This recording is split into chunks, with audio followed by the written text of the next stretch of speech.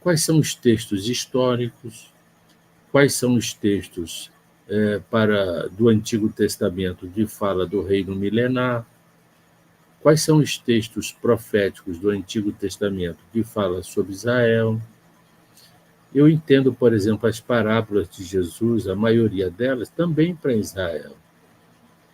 E também entendo qual é o mistério da igreja. Por que a igreja foi constituída como mistério? E nessa construção da interpretação dos textos, a minha mente ficou mais desejosa de entender sobre o arrebatamento da igreja. Será que nós vamos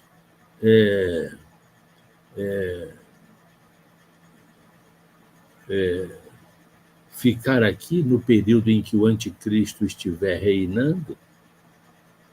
Porque nós, se estivermos aqui, em primeiro lugar, não podemos aceitar a sua marca.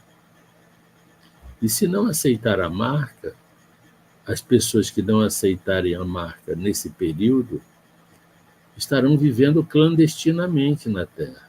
Não poderão comprar nem vender. Não terão portas abertas, porque tudo será controlado pela inteligência artificial e pelas tecnologias que já estão prontas. A 5G, a 6G. E as pessoas que queiram ter acesso às coisas deverão ter esse passaporte de crédito, esse passaporte que abrirá as portas, que é chamado de marca da besta. Será que aquelas pessoas que já pertencem a Cristo serão submetidas a esse tempo? Essa é a primeira pergunta. Não, pastor, eu acho que não. Eu acho que nós seremos arrebatados antes de começar a grande tribulação. Eu também penso assim. Mas eu preciso desenvolver raciocínios que me mostrem com clareza o porquê eu penso assim. E tem um texto que, se alguém puder colocar aí para mim, eu vou botar aqui no telão, na telinha, de Apocalipse capítulo 3, versos 10.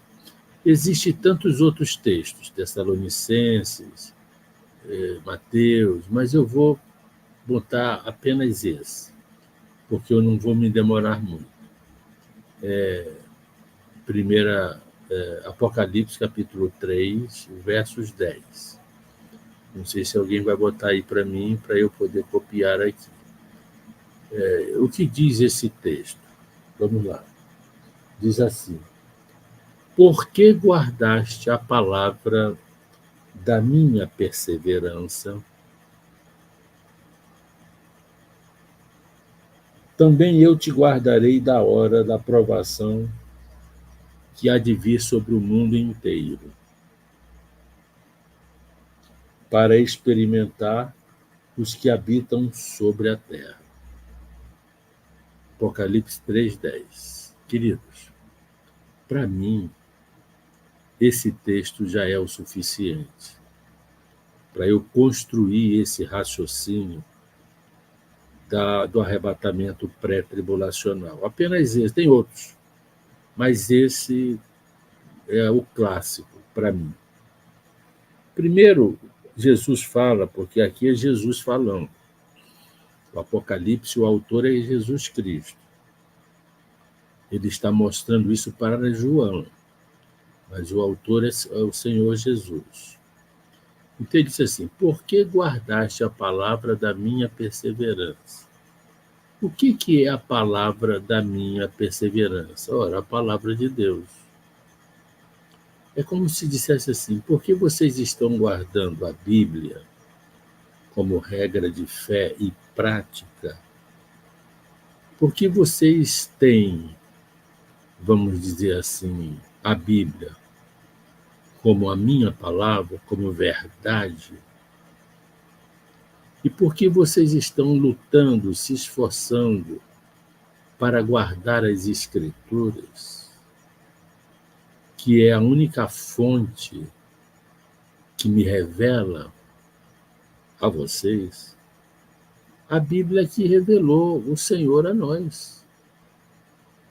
Então, vocês estão guardando essa palavra. E eu também vou guardar vocês da hora da provação que virá sobre o mundo inteiro. Olha, dessa hora da provação que virá sobre o mundo inteiro é a grande tribulação. Porque outras provações têm vindo sobre o mundo, mas não sobre o mundo inteiro. A primeira provação que veio sobre o mundo inteiro foi o dilúvio. E a outra vai ser a grande tribulação. Então ela virá sobre o mundo inteiro. Mas todos esses que estão guardando a palavra da minha perseverança, eu também vou guardá-los da hora da provação, que virá sobre o mundo inteiro, para que, aí é que está, é a pergunta-chave, para que virá esta provação sobre o mundo inteiro? Quando nós estudamos um texto, nós temos que fazer perguntas ao texto. Para que virá essa provação para o mundo inteiro? O próprio texto responde, diz assim: para experimentar os que habitam sobre a terra. Então, o objetivo da grande tribulação é experimentar os que habitam na terra. Para quê? Pastor Edinaldo? Para experimentar. Para quê? Para experimentar. Aí vem a primeira pergunta: em que aquela pessoa que já tem Cristo habitando nela através do Espírito Santo, aquela pessoa que já é, segundo as Escrituras, nova criatura, aquela pessoa que já não é mais cidadã da terra, porque Paulo diz que já somos cidadãos celestiais. Então já não somos da terra. Se eu considero que sou nova criatura, não sou mais cidadão da terra, e o Espírito Santo habita em mim, se eu ficar na grande tribulação para ser experimentado, será experimentado também aquele que habita em mim. Estão raciocinando comigo? Ora, se eu sou a casa do Pai na terra, eu sou a casa do Pai na terra, porque eu sou o tabernáculo onde abriga o Espírito Santo. O Espírito Santo habita em mim. Se eu for submetido a esse experimento no período da grande tribulação, quem estará sendo experimentado junto comigo? O Espírito Santo. Não tem sentido isso. Se eu já sou nova criatura, se eu já sou cidadão celestial, eu estou na terra, mas a minha pátria já é celeste. Então não se aplica a mim ser experimentado na terra, porque um dia eu já carimbou, o Senhor já carimbou o meu passaporte para o traslado. Não é um raciocínio interessante? Muito bem, pastor. Então, por que essas pessoas que ficarão para a grande tribulação serão experimentadas? Primeiro ele diz que é uma provação. Vão passar por uma provação. O que é uma provação? Uma prova. Eu creio que todos aqui que estão me assistindo já passaram, já fizeram alguma prova. Eu já fiz várias. Quando estudava, até prova psicotécnica, prova para condução de veículos. Uma aprovação é para que as pessoas sejam ou não aprovadas. Concorda? Sim ou não?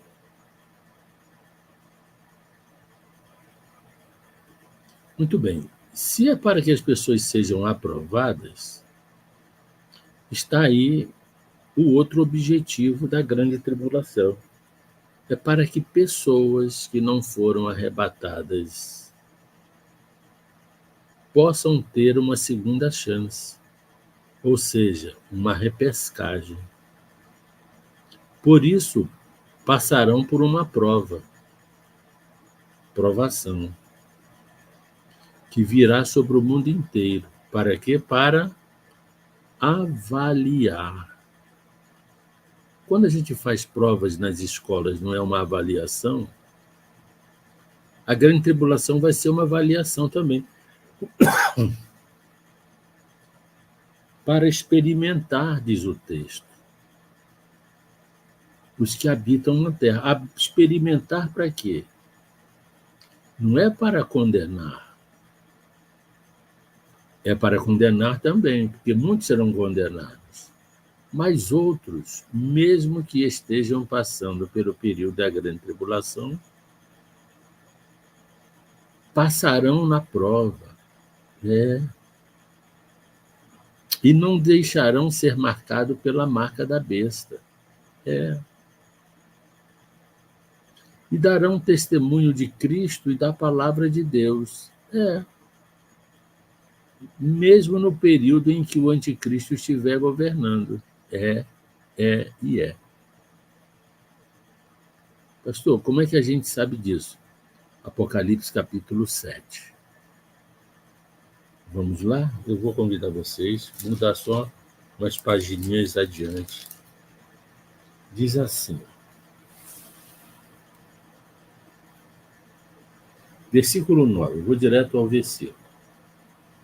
Diz assim, depois destas coisas, vi e eis grande multidão que ninguém podia enumerar, de pé, de todas as nações, tribos, povos e línguas, em pé, diante do trono e diante do Cordeiro, vestidos de vestiduras brancas, com palmas nas mãos, e clamavam em grande voz, dizendo, ao nosso Deus que se assenta no trono e ao Cordeiro pertence a salvação. Então estão declarando que foram salvos. Aí vem no versículo 13, um dos anciãos tomou a palavra, dizendo, estes que se vestem de vestiduras brancas, quem são e de onde vêm? Respondi-lhe, meu senhor, tu o sabes. Então ele me disse, são estes os que vêm da grande tribulação. Lavaram suas vestiduras e alvejaram no sangue do Cordeiro, razão porque se acham diante do trono de Deus e o servem de dia e de noite no seu santuário. E aquele que se assenta no trono estenderá sobre eles o seu tabernáculo. Meu Deus! Quer mais clareza do que isso? São esses que vêm da grande tribulação, que embora não tivessem sido arrebatados, quando muitos foram experimentados na terra e passaram na prova, não se deixaram marcar pela marca da besta. E deram testemunho disso. E o Senhor estendeu, olha que coisa singular, fascinante, olha o resultado disso, o Senhor estendeu o seu tabernáculo. Põe mais uma lona aqui. Aquele povo está de fora, está na chuva, está no tempo. Estende mais uma lona aqui, o Senhor estendendo o seu tabernáculo sobre eles. Porque mesmo no período do anticristo, da grande tribulação, eles deram testemunhas da palavra e deram testemunho de Cristo. E foram experimentados e foram aprovados. E, embora tenham sofrido danos, perseguição, talvez morte, maus tratos, foram salvos, porque se encontram de pé diante do Cordeiro. Então veja, capítulo 3, versos 10, capítulo 7, e agora vamos para o capítulo 20, para substanciar o capítulo 3 e o capítulo 7.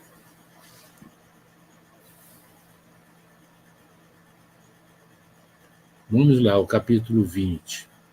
Se você pode abrir aí, por favor, na sua Bíblia. Vou direto ao versículo 4, para encerrar a live, que já vai mais de 50 minutos. Vamos lá. Versículo capítulo 20, versos 4. Vi também tronos. João está dizendo, Jesus me mostrou tronos. E nestes sentaram-se aqueles aos quais foi dada a autoridade de julgar. Então João viu tronos ocupados com aqueles que já tinham autoridade para julgar. Quem? Os que participaram do arrebatamento. João já viu nos tronos entronizados. Mas a segunda parte do versículo diz assim, vi ainda, ou seja, mais um grupo. Primeiro João vê pessoas nos tronos, pessoas que foram dadas autoridades para julgar. Aí ele fala, vi ainda. Viu ainda o quê? As almas. Aí João não vê corpos. João vê as almas. Que coisa, hein? Dos decapitados por causa do testemunho de Jesus, bem como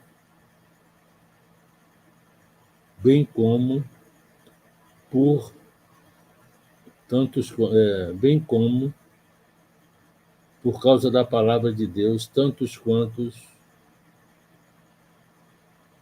não adoraram a besta, nem tampouco a sua imagem, e não receberam na fronte e na mão,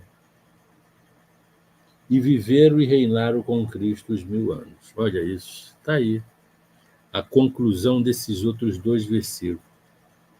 Esses são esses que vão participar da grande tribulação. Serão mortos, torturados, perseguidos, mas darão testemunho da palavra de Deus e de Cristo no período da grande tribulação, porque não aceitaram a marca. Isso aqui já mostra que esse período é o período onde o anticristo estará reinando.